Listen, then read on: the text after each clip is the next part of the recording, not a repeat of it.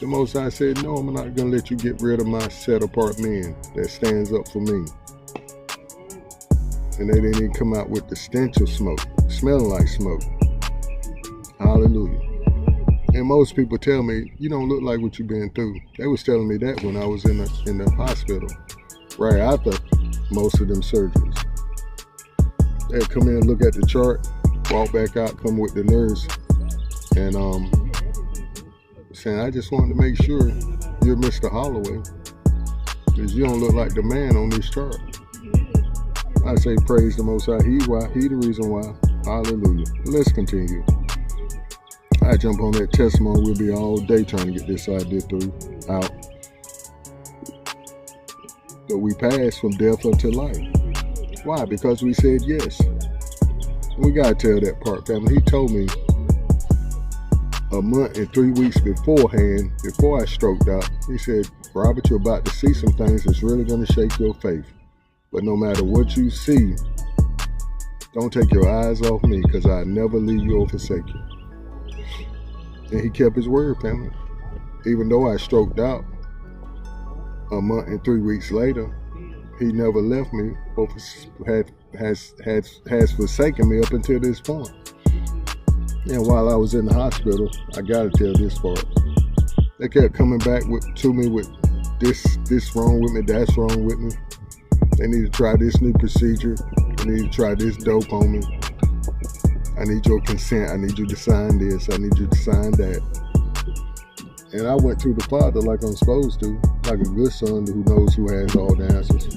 I said, Pop, I'm tired of these white folks. I'm going to tell like I said it. I'm tired of these white folks coming to me talking about this wrong with me, that's wrong with me. Tired of feeling like a guinea pig. They want to try this on me, try that on me. I'm tired. I tell you I'm tired. He said, well, Robert, hold on. What did I tell you from the beginning? You said I'm going to see some things that's really going to shake my faith, but no matter what I see, not to take my eyes off you, because you'll never leave me or forsake me. He said, that's right. And had you noticed something, Robert? That every time something pops up, we knock it down. And every time something else pops up, we knock that down too. I said, I hear you, Pop, but you doing all the heavy lifting. He said, not so, Robert. He said, if you didn't believe what I told you a month and 3 weeks ago, I couldn't do nothing for you. I couldn't have helped you up till this point. I said, yes, sir. I said, I got it. We are knocking things down. Every time something comes up, we knock it down. And every time something else comes up, we knock that down too. And this continues up till this day. Hallelujah. And Revelations 21:6 says, I will give unto him that is athirst of the fountain of the water of life freely. You thirsty? Come and get a taste. Hallelujah. Like we started off. Oh, taste and see that Yah is good. Say, blessed is a man or woman that trust in him.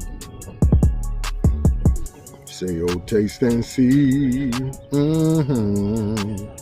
that Yah is good. Say, blessed is a man or woman that trust in him. Hallelujah. And Hebrews 4:16 says, let us therefore come boldly unto the throne of grace, that we may obtain mercy and find grace to help in the time of need. And this is now for you, whoever's listening, because I know most of us are in the time of need. Pretty much all of us. Or like the old saying goes, you just came out of a harsh situation, or you're going into one, or you're in the middle of one. But the text says, let us come boldly to him. Yeah, you got it right too. And Deuteronomy 7:9 says, Yahuwah Yah Elohim, he is the Most High, the faithful Elohim, which keepeth covenant and mercy with them that love him. Uh-oh. We have a problem there, Robert. We have a problem. I think the text says, I think everybody say the Most High loves everybody. No, he don't. He keeps covenant only with those who love him and follow his commandments. That ain't what that text just says, Robert. It says, which keepeth covenant and mercy with them that love him. That covenant is his word, which he told us, our chosen people, if you do this, I bless you. If you don't do this, this is what's going to happen to you. You're going to be cursed. So it's best if you do this and stay blessed, stay in the covenant. Which covenant is really covering. You stay up under my wing, I got you. Well, if you get outside my covenant and go want to play with the Gentiles and their Elohims, you're gonna get what you don't want. In Psalms 86 and 7, it's gonna be part of your life. It says, in the day of my trouble, I will call upon you, for you will answer me. He's still going to answer, but he's telling you, and for now, but he's telling you, you don't have to do all that. You don't have to go all the way down through there without him. And like the text says, this is going to be part of your lifestyle. When you pass through the waters, I will be with you. Now, I'm going to be honest, like I said, you're going to go through this anyway, but it's best to have him with you and not to be against him and his will for your life. When you pass through the waters, I will be with you, and through the rivers, they will not overflow you. When you walk through the fire, you will not be burned. Hallelujah. And that's Isaiah 43 and 2. Hallelujah. Hallelujah. Just like the 3 Hebrew young men, they passed through the fire, and they were not consumed. They weren't burnt up. They weren't even burned.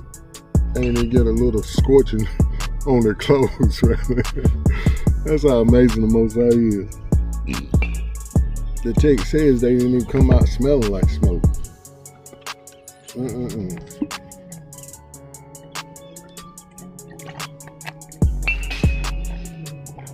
Continue in the way.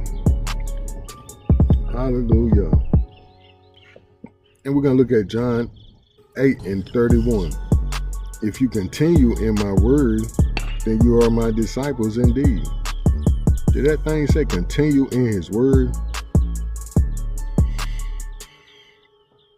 Which is the way. Him being the living word of the Most High. His living spoken word. Which I can't say it enough. We are the living words of the Most High at the same time. Which will not go back to him void. We're going to complete what he sent us out to do. As long as we stay obedient to him. Hallelujah.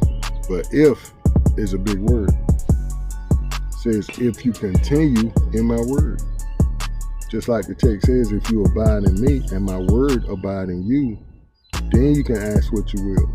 Because you're in line, you're lined up with him. You're not going to pray amiss. You're not going to ask amiss. With stupid intentions.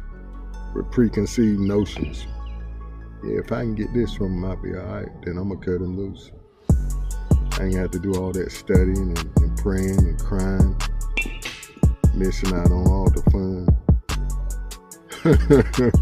You a lie. They ain't stupid. He reads hearts and minds. But Luke 6 and 23 is a great way to end this idea. It says, rejoice in that day and leap for joy, for behold, your reward is great in heaven. But you don't have to wait till you get to heaven, family. Hallelujah. But continue in the way, family. It's the only way. Hallelujah. Simple idea. You stay up and keep pushing forward in the right direction. Shalom. Hallelujah.